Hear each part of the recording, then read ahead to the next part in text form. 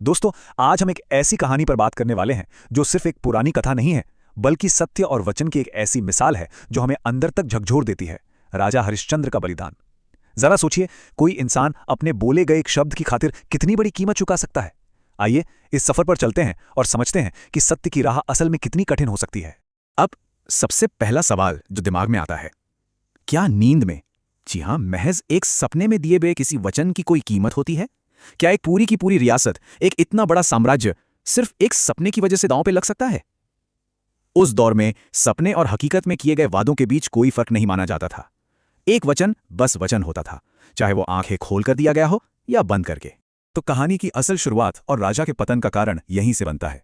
एक बहुत ही शक्तिशाली राजा जिसके पास किसी चीज की कमी नहीं है, वो आराम से सो रहा है। तभी उनके सपने में महान ऋषि विश्वामित्र आते हैं और कुछ दान मांगते हैं। मतलब बंद आंखों से देखा गया ये एक छोटा सा पल राजा की पूरी जिंदगी की दिशा हमेशा हमेशा के लिए बदलने वाला था। और राजा का जवाब क्या था? उन्होंने बिना कुछ सोचे समझे कह दिया कि जो भी मांगा जाएगा वो दे देंगे। सोचिए, कोई किंतु परंतु नहीं, कोई लिमिट नहीं। राजा को बिल्कुल अंदाजा नहीं था कि आगे क्या होने वाला है या क्या मांगा जाएगा, लेकिन उन्होंने अपनी तरफ से सब कुछ न्योछावर करने का एक पक्का वादा कर दिया। लेकिन असली ट्विस्ट तो तब आता है जब राजा की नींद खुलती है। जैसे ही वो जागते हैं, सामने साक्षात ऋषि विश्वामित्र खड़े हैं। और वो क्या मांगते हैं? वो राजा का पूरा साम्राज्य ही मांग लेते हैं। जो बात कल रात सिर्फ एक सपना थी, वो अब सुबह की एक बहुत ही कठोर सच्चाई बन चुकी थी। यहां पर एक कमाल का कॉन्ट्रास्ट देखने को मिलता है।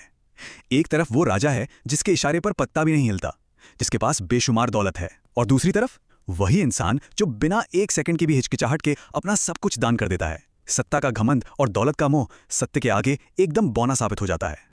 अगर हम घटनाओं की स्पीड देखें तो वो सच में हैरान करने वाली है। पहली रात को सपने में वादा किया गया, अगले ही दिन पूरा राज्य दान कर दिया गया, और उसके तुरंत बाद पूरी तरह से गरीबी। राजा से रंक बनने का ये सफर सालों में नहीं बल्कि महज कुछ घंटों में तय हो गया।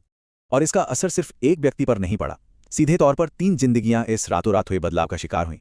खुद राजा हरिश्चंद्र, उनकी पत्नी रानी तारामती और उनका छोटा सा बेटा रोहिताश्व, जो परिवार कल तक रेशम के बिस्तरों पर सोता था, वो अचानक सड़क पर आ गया। सब कुछ छिन गया था। लेकिन रुकिए, मुसीबतें यहीं खत्म नहीं हुईं। नियम के मुताबिक सिर्फ राज्य दान कर देना ही काफी नहीं था। ऋषि ने दान को पूरा करने के लिए दक्षिणा भी मांग ली। अब ये दक्षिणा क्या है? ये एक जरूरी भेंट होती है जिसके बिना कोई भी दान धार्मिक रूप से पूरा नहीं माना जाता। राजा की सबसे बड़ी परीक्षा तो असल में अब शुरू होने वाली थी। ये किसी बुरे सपने से कम नहीं था। एक ऐसा डबल अटैक। जिस इंसान ने अपनी पाई अपना पूरा राजपाट दान कर दिया हो, उसे अब उस दान को पक्का करने के लिए एक एक्स्ट्रा फीस भी देनी है। मतलब पूरी तरह से दिवालिया होने के बावजूद भुगतान करना जरूरी है। पास में फूटी कौड़ी नहीं है, लेकिन शर्त अभी भी बाकी है। तो अब सबसे बड़ा सवाल ये उठता है कि जिसके पास कुछ बचा ही नहीं, ना महल ना खजाना, वो ये आखिरी भीख कैसे चुकाएगा? इस नामुमकिन सी मांग को आखिर कैसे पूरा किया जाए?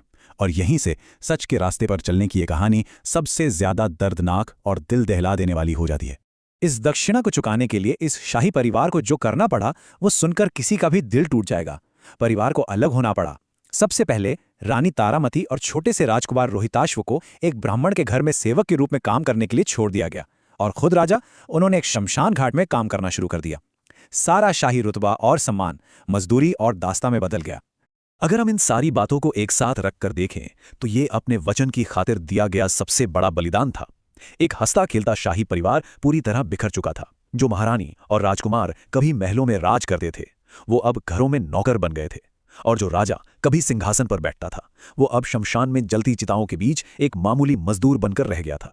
एक पूर्व राजा जिसका साम्राज्य कभी खत्म नहीं होता था, आज वो सिर्फ इसलिए शमशान की राख और धूल के बीच खड़ा है ताकि उसका एक बोला हुआ शब्द झूठा न पड़ जाए। सत्यनिष्ठा की ये कहानी हमें सोचने पर मजबूर कर देती है कि अगर एक सपने में दिए गए वचन की कीमत अपना सब कुछ दांव पर लगाना हो, तो क्या किसी इंसान में वो कीमत चुकाने का साहस हो सकता है? इसी गहरे सवाल के साथ आज की इस चर्चा को हम यहीं विराम देते हैं। Like and subscribe. Hit that like button and subscribe for more.